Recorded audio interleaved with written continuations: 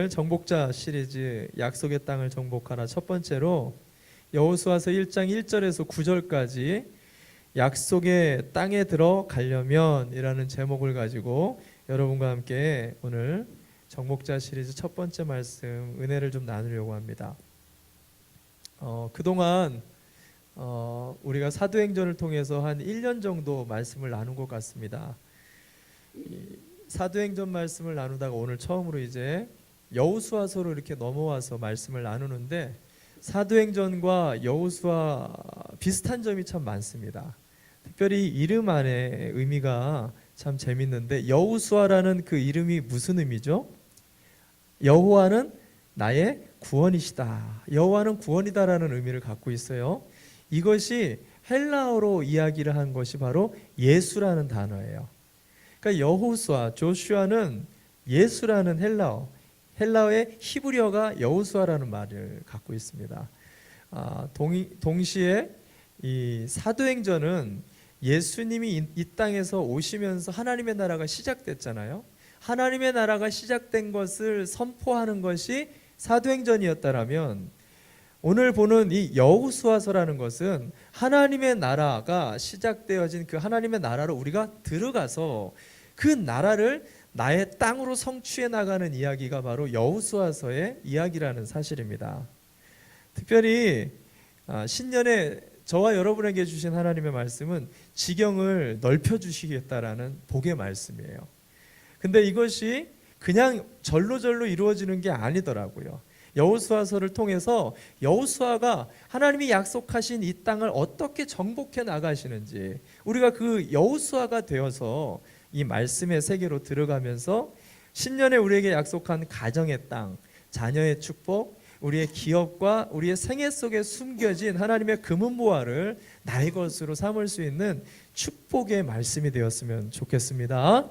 그러기 위해서 그 첫 번째로 오늘 여호수아에게 주시는 하나님의 말씀은 이제 약속의 땅 앞에서 가나안에 들어가기 바로 전에 몇 가지의 점검해야 될 것을 여호수아에게 말씀하시는데 오늘 그 점검의 상황이 사실은 우리와 똑같은 것들을 좀 보게 됩니다. 세 가지 신앙의 점검을 통해서 우리가 신년에 어떻게 주의 약속의 말씀을 내 것으로 삼을지를 함께 결단하는 시간이 좀 됐으면 좋겠습니다. 첫 번째, 약속의 땅 앞에서 여호와 하나님께서 우리에게 질문합니다. 믿음이 있느냐라고 질문한다는 거예요. 하나님이 내게 주시고자 하시는 그 약속에 대하여 너는 정말 믿음이 있느냐 없느냐라고 질문한다는 것입니다. 오늘 1장 1절과 2절 말씀을 같이 보도록 하겠습니다. 제가 읽어드립니다. 주님의 종 모세가 죽은 뒤에 주님께서 모세를 보자 하던 눈의 아들 여호수아에게 말씀하셨다. 나의 종 모세가 죽었으니 이제 너는 이스라엘 자손 곧 모든 백성과 함께 일어나 요단강을 건너서 내가 그들에게 주는 땅으로 가거라. 하나님이 여호수아에게 이제 말씀을 시작하시는데 빨간색으로 볼드로 여러분에게 보여드리는 그 글씨를 우리가 자세히 보면 하나님이 두 번을 반복해서 이야기하는 게 뭐죠? 나의 종 모세가 죽었다라는 말을 강조하고 있어요. 히브리 문법은 반복하면 강조라 그랬죠. 하나님이 왜 모세가 죽은 것을 이토록 강조하시는 걸까요? 여러분, 모세가 왜 느보산에서 죽고 가나안 땅에 들어가지 못했죠? 나이가 많아서 못 들어갔나요? 병들어서 못 들어갔나요? 아닙니다. 분명한 이유를 성경에서 밝히고 있어요. 민수기 20장을 보면은 12정탐꾼이 불순종해가지고 믿음의 눈으로 파악하지 못하고 불순종해서 이 가데스바네아의 신광야를 40년 동안이나 뺑뺑이를 돌게 됩니다. 그때 물이 다 떨어져서 이스라엘 백성들이 모세 앞에 나와서 물을 달라 이렇게 외치니까 하나님이 모세에게 방법을 알려주셨어요. 큰 바위를 향해서 물을 내라 말씀으로 선포를 하라고 가르쳐줬습니다. 근데 모세가 이게 조금 어색했던 것 같아요. 살아있는 것도 아닌 이 바위에게 물을 내라 이렇게 말을 하는 게 참 말이 안 된다라고 생각했는지 자기가 기존에 해오던 방식이 모세는 뭘 통해서 항상 기적을 행했죠? 지팡이를 통해서 기적을 행했습니다. 그러다 보니까 지팡이를 갖다가 한 번도 아니라 한 번 툭 때리고 물을 내라. 이것도 부족해서 한 번 있다가 또 한 번 툭 때리고 물을 내라. 이 행위 하나 때문에 모세는 결국 가나안 땅을 들어가지 못하게 돼요. 그게 20장 12절 말씀에 기록하고 있어요. 20장 12절 말씀 제가 읽어드립니다. 주님께서 모세와 아론에게 말씀하셨다. 너희는 이스라엘 자손이 보는 앞에서 나의 거룩함을 나타낼 만큼 나를 신뢰하지 않았다. 그러므로 너희는 내가 이 총회에 주기로 한 그 땅을 그들을 데리고 가지 못할 것이다. 이 한 번의 실수가 모세를 가나안 땅으로 들어가지 못하게 만들었다라는 것입니다.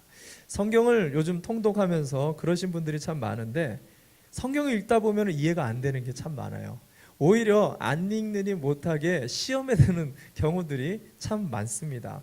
오늘 본문은 그런 내용 중에 하나예요. 왜냐? 40년 동안이나 수고를 했어요. 이 600만이나 되어지는 이스라엘을 그 광야를 건너왔단 말이죠. 한 번 실수했어요. 믿음이 없는 약한 행동. 그러면 이 한 번 때문에 모세에게 하나님의 행동이 너무 가혹하다고 생각이 들지 않나요? 아니 어떻게 한 번 실수했다고 그렇게 버려버리시는가? 우리 이렇게 생각할 수 있어요. 근데 여러분, 성경은 항상 그 한 가지를 봐서는 이해하기가 어려운 부분이 많습니다. 성경은 꾸준하게 마지막까지 다 66권을 읽어야지 이해되는 것이 많습니다. 그 중에 하나가 이런 모습이에요. 여러분, 모세만 못 들어간 게 아니에요. 모세를 포함한 이스라엘 백성 600만 명이 1세대 전체가 다 들어가지 못합니다. 왜 그랬죠? 왜 그랬어요? 여리고 정탐을 보냈는데 12명의 12지파를 상징하는 12명이 갔을 때 10명이 믿음 없는 고백을 해버렸어요. 그랬더니 이 10지파의 후손이었던 모든 사람들을 포함해가지고 600만 명 전체 1세대가 40년 동안 뺑뺑이를 돌면서 전부 다 죽기까지 가나안 땅을 못 들어갔어요. 누가 들어갔어요? 2세대들과 여호수아와 갈렙만 들어갔어요. 여기서의 기준이 뭐죠? 믿음이 있느냐 없느냐였어요. 자, 왜 하나님은 이 믿음 하나 때문에 모세를 못 들어가게 했는 것을 이 초반부터 여호수아에게 말하고 있는가? 뭘까요? 이것은 지금 신구약을 통틀어 우리가 구원을 어떻게 얻게 되어지는지를 상징적으로 표현하고 있는 사건이라는 거예요.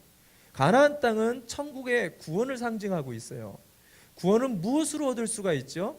오직 믿음으로만 들어갈 수 있다라고 성경에 신구약 통틀어서 우리에게 메시지를 전하고 있다라는 사실입니다. 뿐만 아니라 세대 전체를 다 뒤엎어서라도 새로운 부대로 바꿔서라도 그 가나안 땅에 믿음을 가지고 들어가는 자만이 하나님의 땅을 내 땅으로 성취할 수 있는 하나님의 권세를 누릴 수 있게 된다는 것을 잠전적으로 얘기를 해주고 있는 거예요.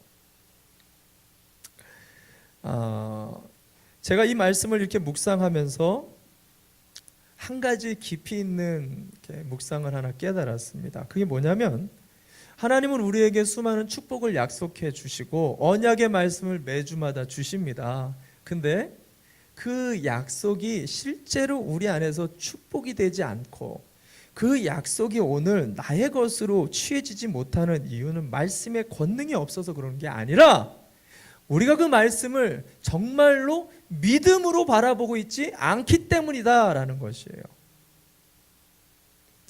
여러분은 하나님께서 신년에 우리에게 약속하신 가정과 일터와 생애 속에 우리의 지경을 넓히실 것을 믿으십니까? 믿으십니까? 저는요 그렇게 안 보여요. 여러분을 볼 때 저의 연약한 믿음으로 여러분을 볼 때 그렇게 아닌 것 같아요. 왜냐하면 여러분 믿음이라는 것은요 행동을 하게끔 만듭니다. 제가 멕시코 스페니쉬는 하는 게 아니지만 멕시코 방언, 인디안 방언 중에 믿음이라는 단어가 있어요. 이 믿음이라는 단어는 순종이라는 단어와 한 단어인 거예요. 그러니까 무슨 말이냐면 믿는 자는 움직이며 순종을 하는 거예요. 그 대상에. 근데 그 대상에 순종을 하지 않는다는 것은 믿지 않는다라는 것을 같이 수반하는 단어라는 것입니다. 보세요. 복권을 사는 사람이 우리 중에 있는지 모르겠습니다. 복권을 사는 사람이 있어요. 이 사람은요, 아주 겨자씨만한 믿음이 있어요. 어떤 믿음? 이 복권이 언젠간 당첨될 거다라는 믿음을 가지고 이 사람은 복권을 사는 거죠. 근데 반면에 이 믿음이 없는 사람은요, 억만금을 주고 복권 사라고 해도 살까요, 안 살까요? 안 사요. 그 돈으로 딴 거 사지. 절대로 움직이지 않는다는 거예요. 제가 저 주변에 이렇게 새벽 예배를 나오지 말아라, 제발 오지 마라, 막 새벽 예배를 클로즈를 해도요, 새벽을 막 이 교회 저 교회 막 찾아다니면서 새벽에 나는 부르짖어야 된다라고 이렇게 얘기하시는 분들이 있더라고요. 이런 분들은 왜 그럴까요? 이런 분들은 왜 그러죠? 그냥 기도도 아니라 내가 이 새벽에 내 자신을 쳐서 복종시킬 때, 하나님 앞에 부르짖을 때 반드시 하나님이 그 기도를 응답하신다라는 믿음이 있는 거예요. 이분은 그 믿음을 가지고 있기 때문에 남이 하라고든 하지 않다라고든 그냥 내가 무조건 하나님 앞에 새벽 제단을 지킨다라는 거죠. 믿음이 있으면은요, 사람은 결국에는 움직이게 된다는 거예요. 우리의 믿음이 결국 우리의 삶을 이끌고요, 믿음이 결국 인생 전체를 구원의 삶으로 우리를 인도해 나가는 것, 이게 믿음 생활, 신앙 생활이라는 것입니다. 그래서 구약의 하박국은 뭐라고 얘기하죠? 오직 의인은 뭐라고 해요? 믿음으로 말미암아 살아나가는 것이 우리가 사는 신앙 생활이다라고 이야기를 한다는 사실입니다. 제가 이야기를 한번 한 적이 있습니다. 이 블론딘이라는 유명한 고개사가 있었는데, 세계 최대 폭포였던 이 나이아가라 폭포에서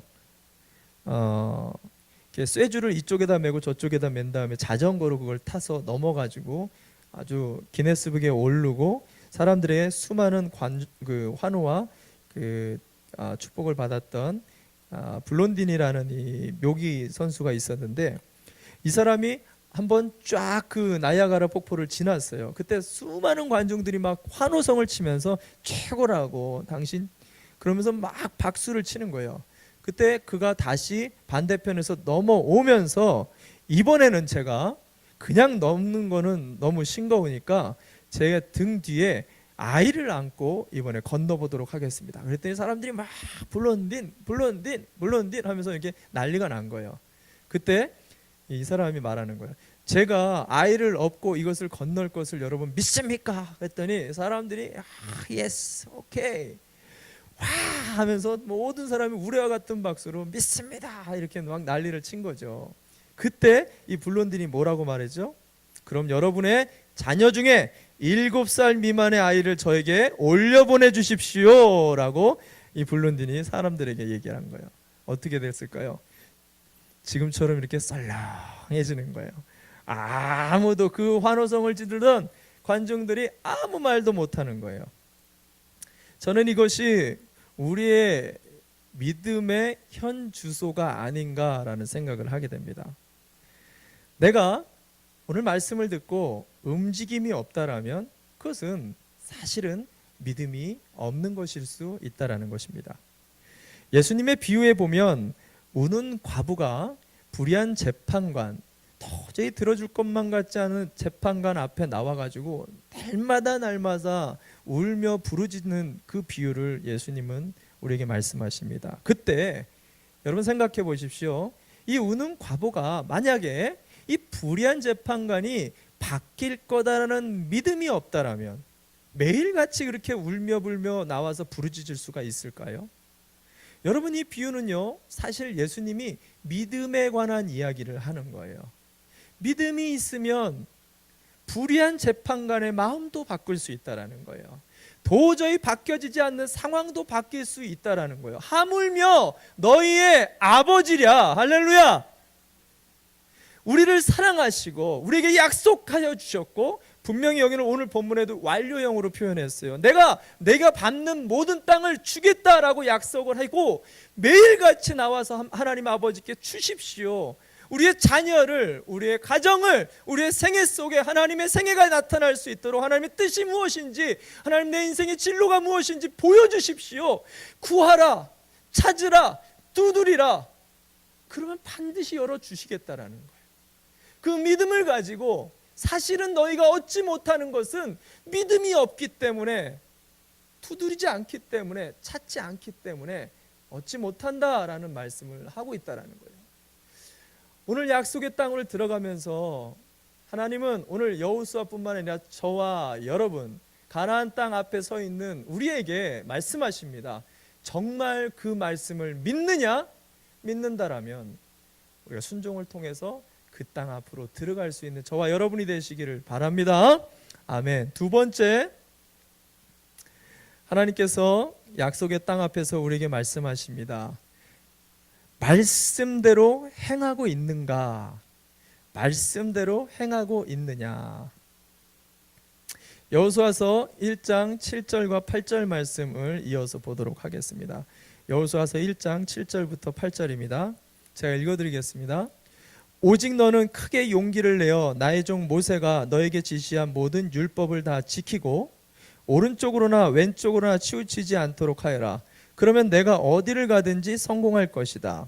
이 율법책의 말씀을 늘 읽고 밤낮으로 그것을 공부하여 이 율법책에 쓰여진 대로 모든 것을 성심껏 실천하여라. 그리하면 내가 가는 길에 순조로울 것이며 내가 성공할 것이다.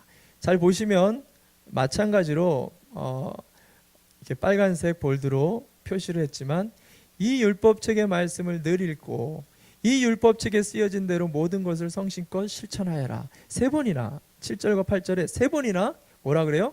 율법책에 기록된 대로 행하라. 한마디로 뭐예요? 말씀대로 행하라는 것을 다시 강조해서 반복하고 있습니다. 저는 이 말씀을 묵상하는데 그런 생각이 들었습니다. 여호수아는 믿음의 사람이었어요. 600만 명 중에 가장 믿음이 좋다라고 생각했었던 사람입니다. 근데 이 믿음의 사람에게 왜 굳이 말씀대로 행해야 되는 것에 대해 아까 두 번보다 세 번, 한 번 더 강조를 해서 말씀대로 행해야 돼, 말씀대로 살아야 돼, 말씀대로 순종해야 돼, 이걸 계속해서 반복적으로 또다시 이야기를 하는 걸까요? 이게 궁금했어요. 왜 그런가? 우리 신앙생활이 그렇더라고요. 믿음을 통해서 우리가 구원을 얻었습니다. 이제 구원의 삶을 살아요. 근데 구원의 삶을 살 때 분명히 말씀대로 살아야 되는데 말씀대로 사나요? 말씀대로 안 사나요? 말씀대로 다 사시죠? 사는 줄 믿습니다. 말씀대로 순종하기가 어려워요. 그렇다면 왜 우리는 구원받은 자임에도 불구하고 왜 하나님의 전지전능하심을 믿으면서도 그렇게 말씀을 잘 순종하지 못하는가? 말씀이 어려워서 순종하지 못하는가? 나는 잘 말씀이 안 들리기 때문에 우리는 순종하지 못하는가? 물론 그럴 수 있습니다. 근데 우리가 계속해서 요엘서를 통해 보았던 것처럼 지금은 요엘의 성령 시대예요. 우리가 조금만 마음을 열고 오픈을 하면 클릭 한 번이면 정말 쉬운 말씀들이 인터넷에 널렸잖아요. 수많은 뉴스의 강사들이 이야기하는 수많은 말씀들이 누구라도 다 들을 수 있는 아주 쉬운 시대를 살아요. 그런데도 말씀에 순종을 하지 않아요.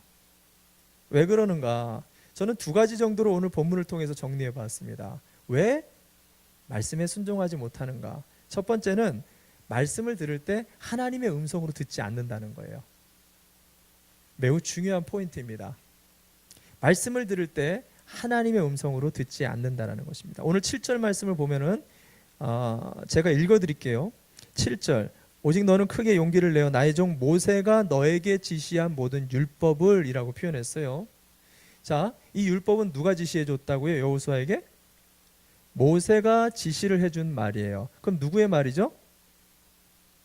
누구의 말이에요? 모세의 말이지만 율법은 누구의 음성이죠?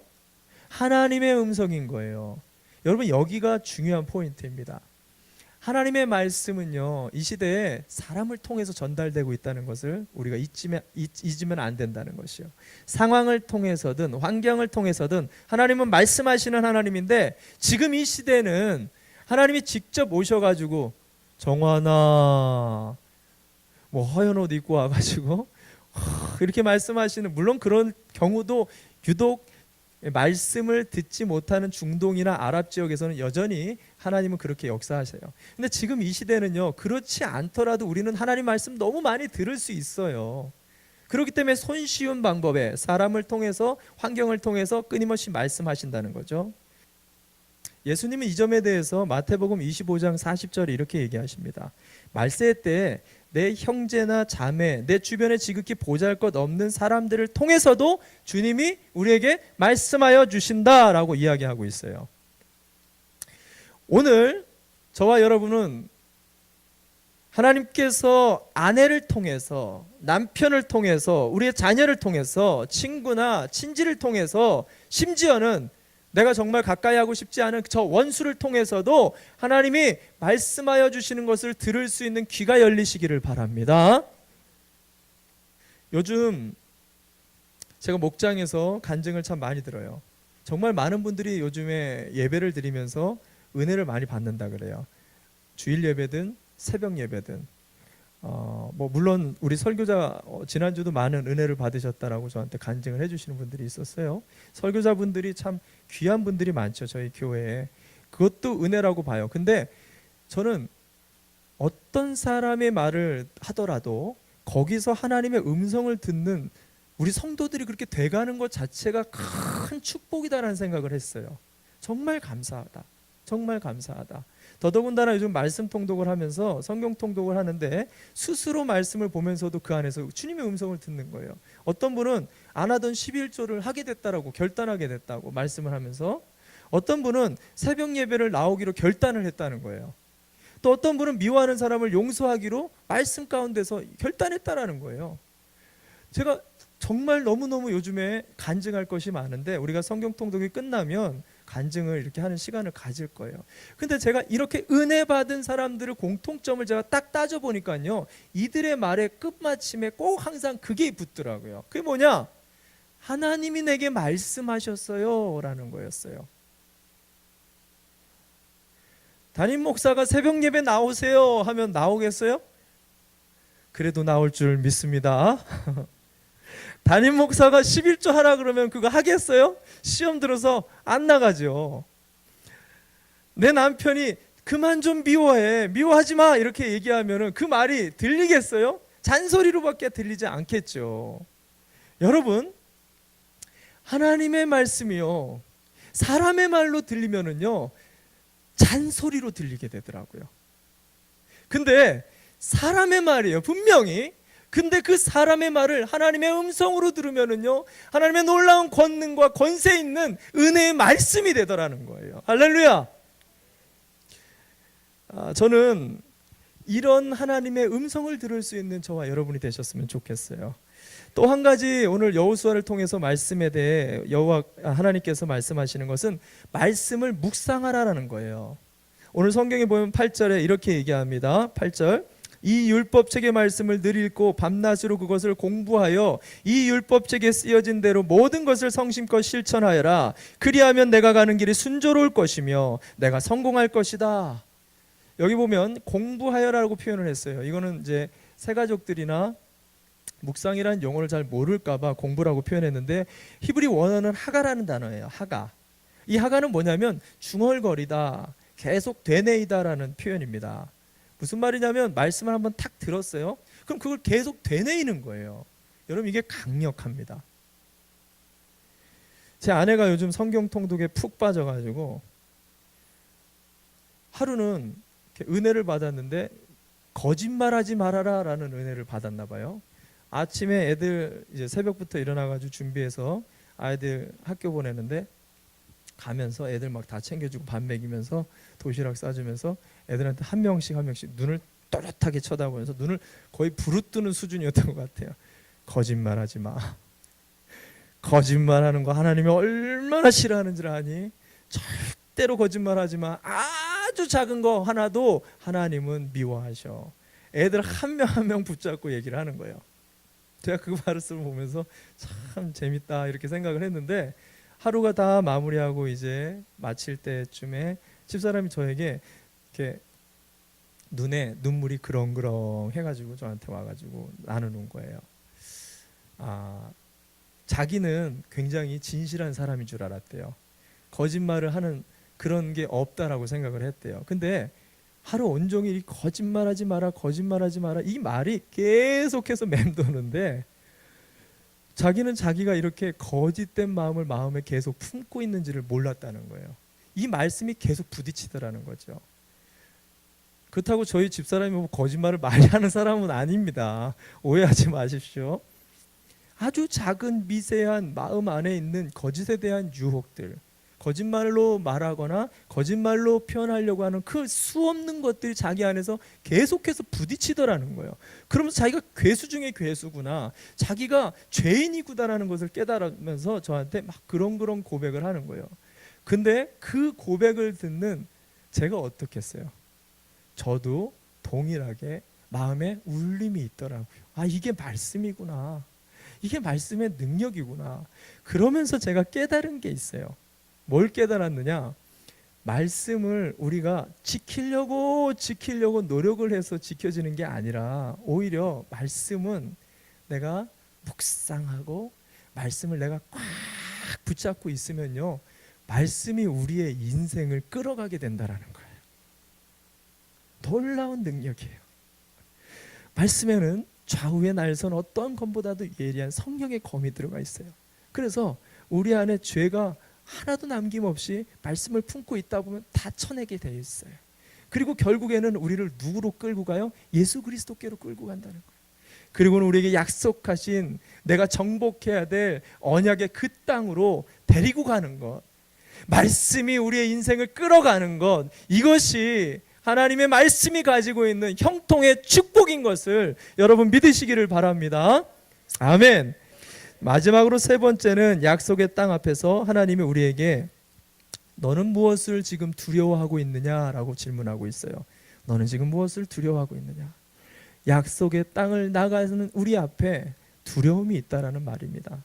성경은 계속해서 반복하고 있죠. 6절에서 굳세고 용감하여라, 7절에 오직 너는 크게 용기를 내어라, 9절에 반복적으로 내가 너에게 굳세고 용감하라고 명하지 않았느냐라고 얘기하면서 반복적으로 여호수아를 다그치고 있어요. 아니, 야단을 치고 있습니다.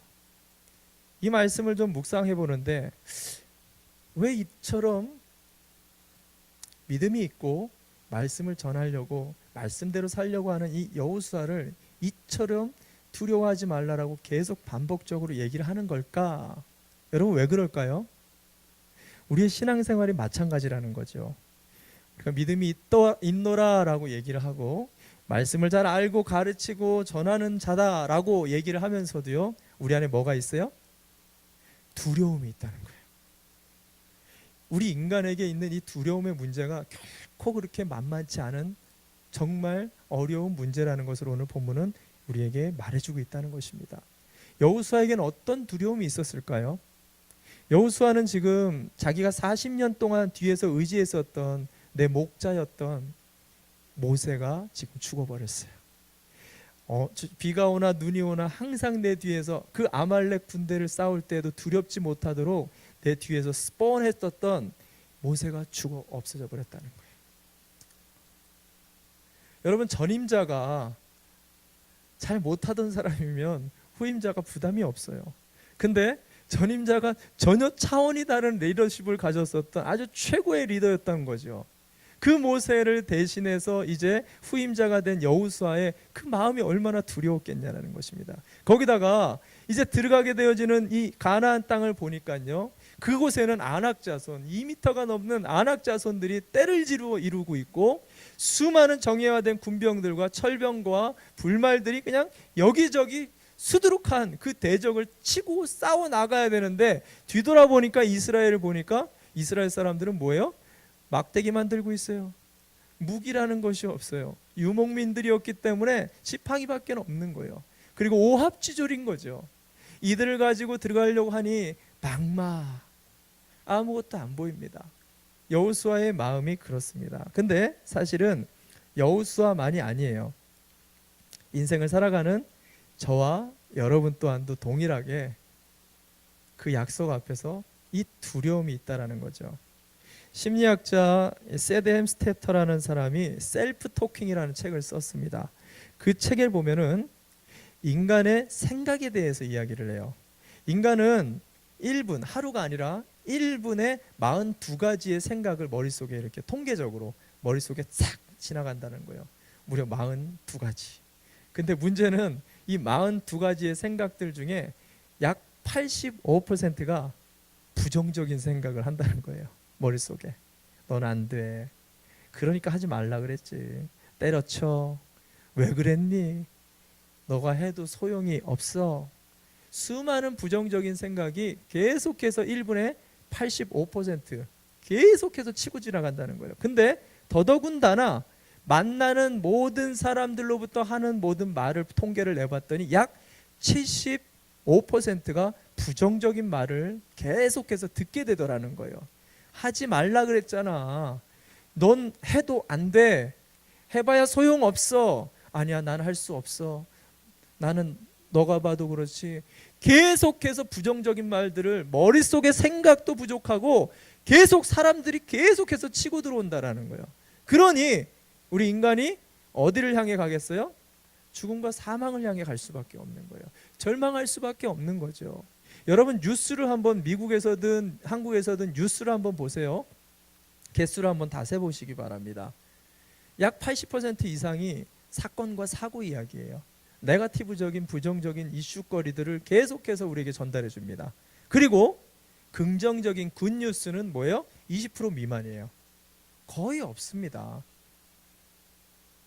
그래서 인간은요, 이 두려움 앞에서 말씀 앞으로 나와야 되는 거예요. 그래서 주의 음성을 끊임없이 들어야 되는 거예요. 왜? 성경의 66권은 우리를 살리는 소망의 메시지이기 때문에요. 말씀 중에 간혹 우리를 책망하는 말씀이 있어요. 우리를 징계하는 말씀이 있어요. 근데 하나님의 말씀의 징계는요, 우리를 살리는 징계인 것을 믿으시기 바랍니다. 우리를 서로 새롭게 만들고 우리를 더욱더 강건하게 하는 채찍질인 것을 여러분 믿으시길 바랍니다. 그 말씀이 오늘 여호수아를 어떻게 불처럼 일으키고 있는지를 한번 보세요. 첫 번째로 6절 말씀입니다. 6절 말씀 제가 읽어드립니다. 굳세고 용감하여라. 내가 이 백성의 조상에게 주기로 맹세한 땅을 이 백성에게 유산으로 물려줄 사람이 바로 너다. 할렐루야. 개역개정에 이런 성경이 이렇게 번역이 안 돼 있죠. 원어 성경을 제대로 번역을 한 거예요. 여러분 이 6절 말씀이 얼마나 큰 여호수아에게 위로의 말씀인지 몰라요. 내가 이 축복의 말씀과 권세를 줄 사람은 모세가 아니야. 바로 너야. 내가 지명해서 부른 바로 너야 라고 이야기를 하는 거예요. 여러분 말씀을 펼치면은요, 언제든 우리의 생명을 살리는 말씀이고 우리를 회복시키시고 우리를 침체에서 일으키시는 능력의 말씀입니다. 근데 그 말씀이 나에게 레마로 오지 않으면 어떤 말씀도 그냥 무가치하게 지나가 버리는 의미 없는 말씀이라는 사실이에요. 여러분 말씀이 우리 안에 능력이 되지 않는 가장 큰 이유는 뭐냐? 이 말씀은 요셉에게 준 거잖아요.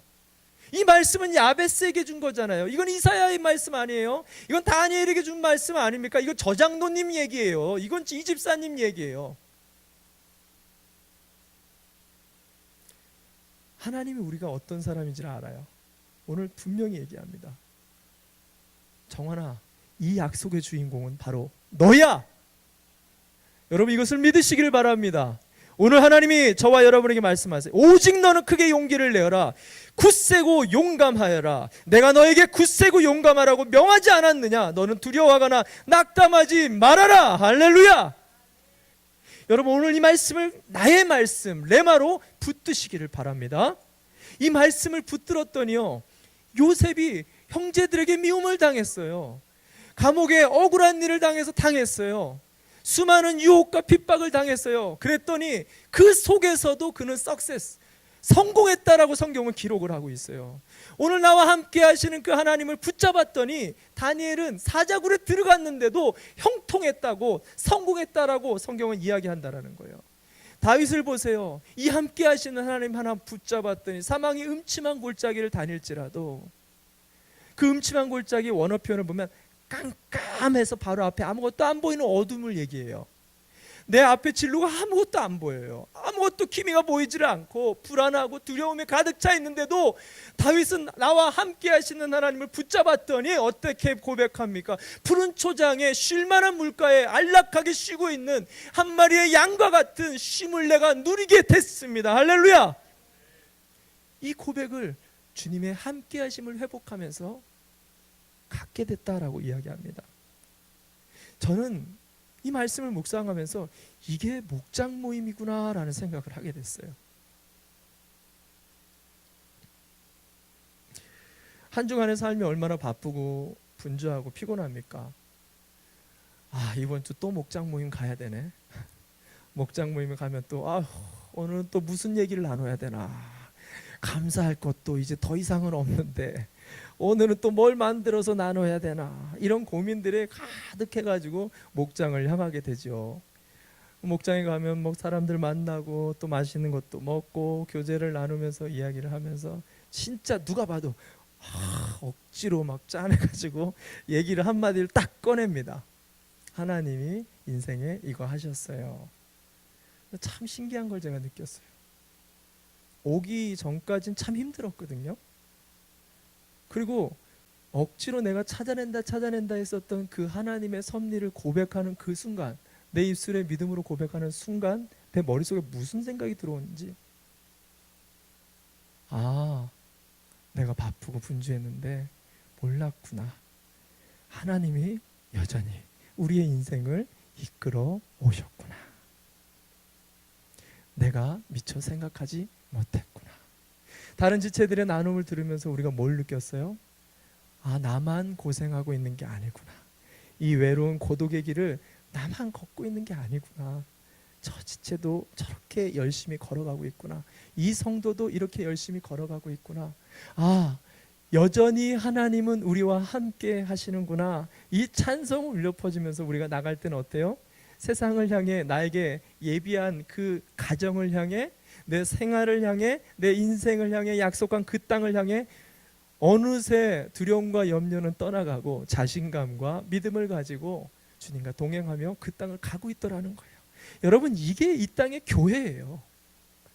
여러분, 이게 목장의 모임이에요. 너무너무 큰 축복인 것을 여러분 믿으시길 바랍니다.